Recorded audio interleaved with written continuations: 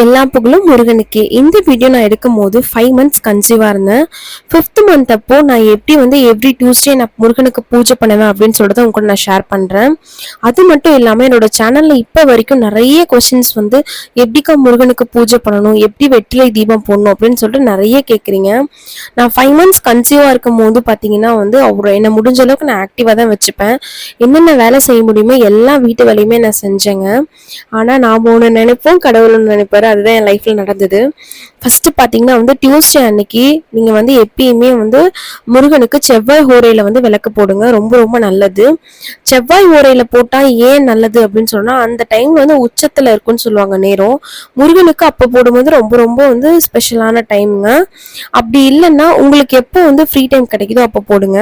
நான் வந்து every Tuesday ஒவ்வொரு செவ்வாய்க்கிழமையும் காலையில எல்லா வேலையும் முடிச்சுட்டு ரிலாக்ஸா தான் நான் பூஜை பண்ணுவேன். அவசர அவசரமா பண்ணா எனக்கும் திருப்தியா இருக்காது, என்னோட அப்பன் முருகனுக்கும் திருப்தியா இருக்காது. அதனால கொஞ்சம் கொஞ்சமா என்னோட வேலையெல்லாம் நான் செஞ்சுக்குவேன். இப்ப பாத்தீங்கன்னா நிலவுக்கு குங்குமம் எல்லாம் வச்சதுக்கு அப்புறமேட்டு பச்சரிசி மாவுல வந்து கோலம் போட்டுட்டு இருக்கேங்க.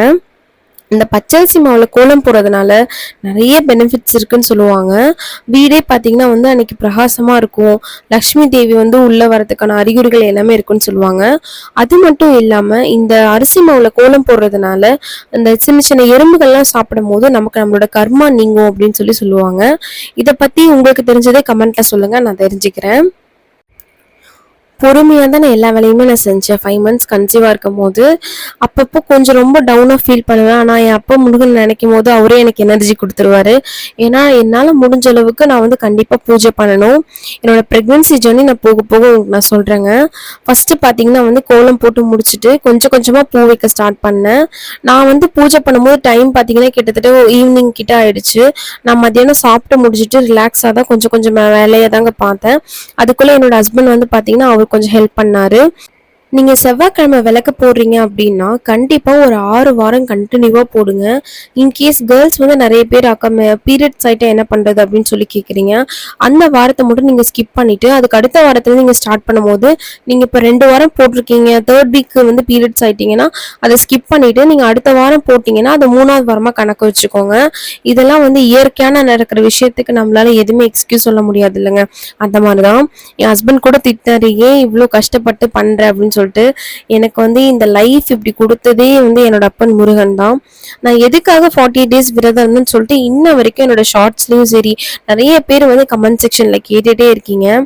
என்னோட லைஃப் வந்து நான் வந்து ஒரு பிரைவேட் பேங்க்ல வந்து ஒர்க் பண்ணிட்டு இருந்தேன். அதுக்கப்புறம் கல்யாணத்துக்கு அப்புறம் ரிசைன் பண்ணேன். நெக்ஸ்ட் என் லைஃப்ல என்ன பண்ண போறேன்னே தெரியாம இருக்கும்போது கடவுள் வந்து எனக்கு ஒரு இன்டியூஸ் பண்ண மாதிரி இருந்தது. சரி நம்ம யூடியூப் பண்ணலாம் அப்படின்னு சொல்லிட்டு ஸ்டார்ட் பண்ணேன். என்னோட யூடியூப் ஜேர்னி பத்தி நான் உங்களுக்கு தனியா ஒரு வீடியோ போடுறேங்க. அப்புறம் யூடியூப் ஸ்டார்ட் பண்ணதுக்கு அப்புறமேட்டு அதுக்கப்புறம் என்ன பண்ணலாம் யோசிச்சுட்டே இருந்தபோது இது நமக்கு வந்து இப்போதைக்கு சஃபிஷியண்டா இருக்காதுன்னு தோணுச்சு. சின்ன சின்ன ஒர்க்லாம் பண்ண ஆரம்பிச்சேன். மெஹந்தி ஸ்டார்ட் பண்ணேன், குட்டி குட்டி பிஸ்னஸ் ஸ்டார்ட் பண்ணேன்.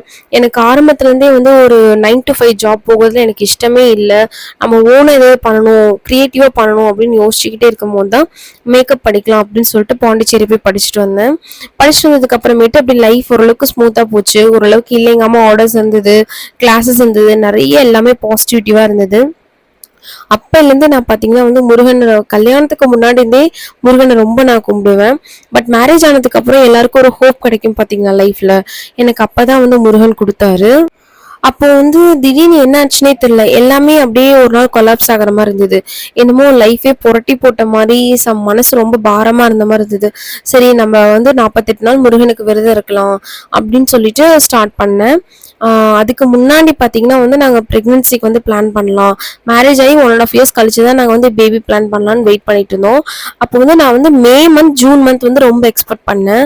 அம்மா அப்பா வீட்டுல வந்து கிரகபிரவேசம்லாம் வச்சிருந்தாங்க. ஸோ அந்த டைம் வந்து நம்ம கண்டிப்பா கன்சீவ் ஆயிடுவோம்னு சொல்லி ரொம்ப ஹோப்பா இருந்தேன். டேட்லாம் வந்து தள்ளி போயிருந்தது.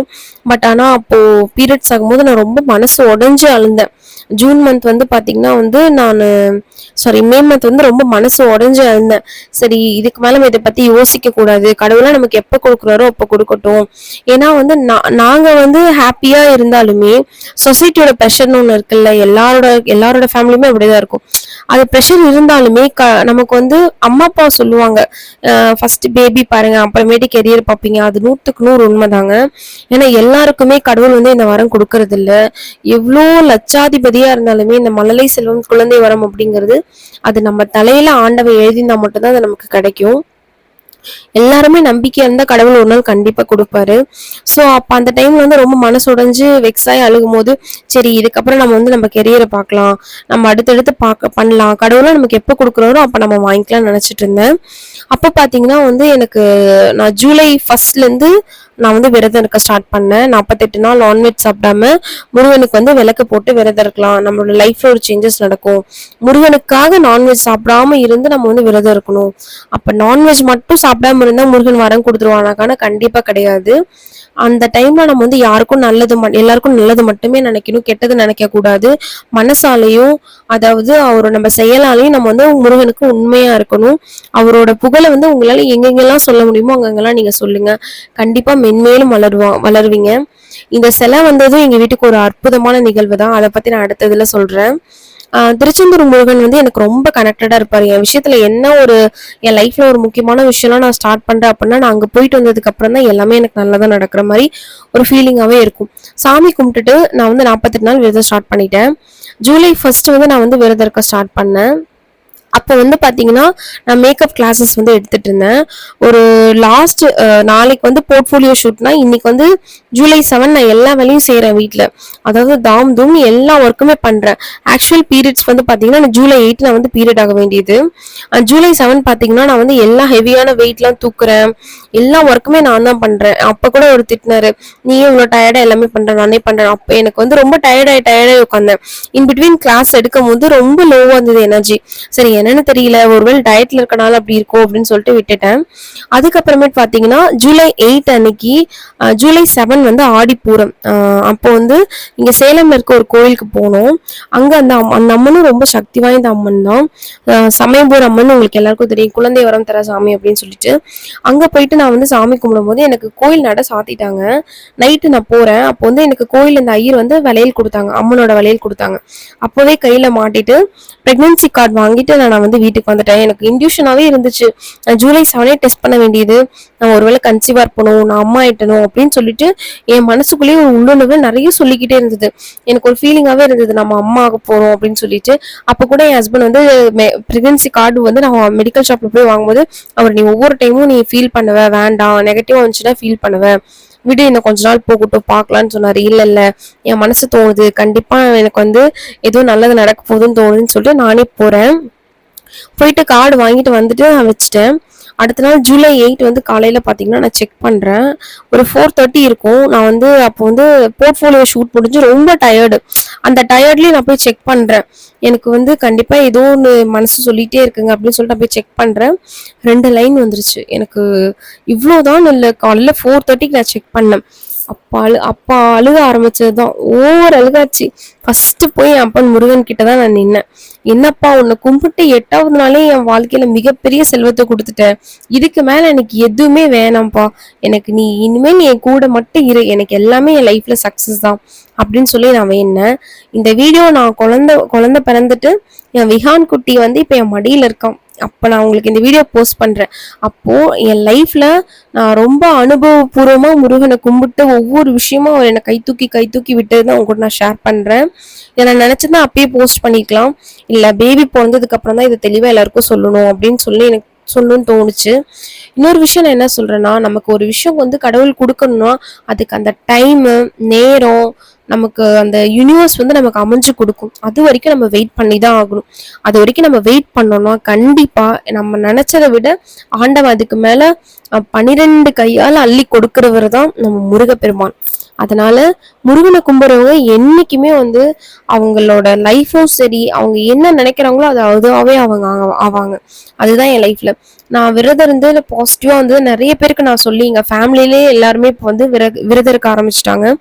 முருகனுக்காக உங்களால முடிஞ்சது உங்களால எத்தனை நாள், 7 நாள் முடியுமா இருங்க, 11 நாள் முடியுமா இருங்க, 21 நாள் முடியுமா இருங்க. ஆனா அந்த விரதம் உண்மையா இருக்கணும், தூய்மையா இருக்கணும், மனசளவுலயும் சரி, கடவுளை நீங்க நினைச்சாலே போதும். ஓகேங்களா? ஸோ அதனால என்ன சொல்ல வரேன்னா, என்னோட 5th மந்த் பிரெக்னென்ட் அப்பதான் நான் ஏன் இவ்வளோ ஸ்ட்ரெயின் பண்ணி நான் வந்து சாமி கும்பிடுறேன் அப்படின்னா, ஏன்னா இந்த லைஃப் எனக்கு இந்த குழந்தை இந்த வரம் எனக்கு கடவுள் தான் கொடுத்தாரு. அது வந்து எனக்கு எப்படி வார்த்தைகளால எனக்கு சொல்லவே முடியாது. ஒரு விஷயம் நமக்கு வந்து கிடைக்கும் போது கிடைக்கட்டும் அப்படின்னு அசால்ட்டா இருக்கும் போது, எனக்கு ஏன் அந்த 48 நாள் விரதம் இருக்கும் போது 8வது நாளே என் குட்டி வந்து வயித்துல தங்கிட்டான். அது நான் ரொம்ப கேர்ள் பேபியா இருக்கும்னு தான் எக்ஸ்பெக்ட் பண்ணேன். ஆனா என்னோட சித்திங்க, அம்மாவோட சைடு எல்லாருமே ரிலேட்டிவ்ஸ் எல்லாமே என்ன சொன்னாங்கன்னா, கண்டிப்பா சுபாக்கு பையன்தான் பிறக்கும் அப்படின்னு சொன்னாங்க.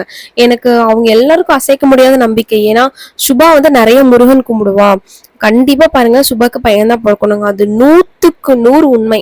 என் முருகனே என் வயித்துல வந்து பிறந்த மாதிரி எனக்கு அப்படி ஒரு பேரானந்தமா இருக்கு. என் லைஃபோட பிறவி படனையே நான் அடைஞ்சிட்ட மாதிரி நான் ஃபீல் பண்றேன். ஸோ முருகனை கும்பிடுங்க, கைவிடவே மாட்டாரு. உங்களால முடிஞ்சது வந்து 4 பேருக்கு தானம் கொடுங்க. அது வந்து மிகப்பெரிய ஒரு வரப்பிரசாதம் மாதிரி கடவுள் உங்களுக்கு நிறைய அள்ளி கொடுப்பாரு முருகன். உங்களுக்கு இன்னும் வேற ஏதாவது டவுட்ஸ் இருந்தா கமெண்ட் செக்ஷன்ல சொல்லுங்க. இந்த மாதிரி நிறைய அதிசயங்கள் வந்து உங்க லைஃப்ல வந்து முருகன் நிகழ்த்திருப்பாரு. அது எனக்கு கமெண்ட் செக்ஷன்ல சொல்லுங்க. நானும் நிறைய தெரிஞ்சுக்கணும். ஷார்ட்ஸ் போடும்போது நான் வந்து நிறைய பேர் வந்து கமெண்ட்ஸ்ல, அக்கா திருச்செந்தூர் போனேன், 10 வருஷம் எனக்கு பேபி இல்லக்கா, பேபி உண்டாயிடுச்சு, திருச்செந்தூர் போயிட்டு வந்தாங்கக்கா எனக்கு குழந்தை உண்டாயிடுச்சுன்றாங்க. ரொம்ப ரொம்ப பவர்ஃபுல்லான டெம்பிள் அப்படின்னா என்னோட அனுபவத்தை என் லைஃப்ல சொல்ற திருச்செந்தூர் முருகன் தான். ஸோ அங்க போயிட்டு வாங்க, உங்க லைஃபும் மாறும். Bye all.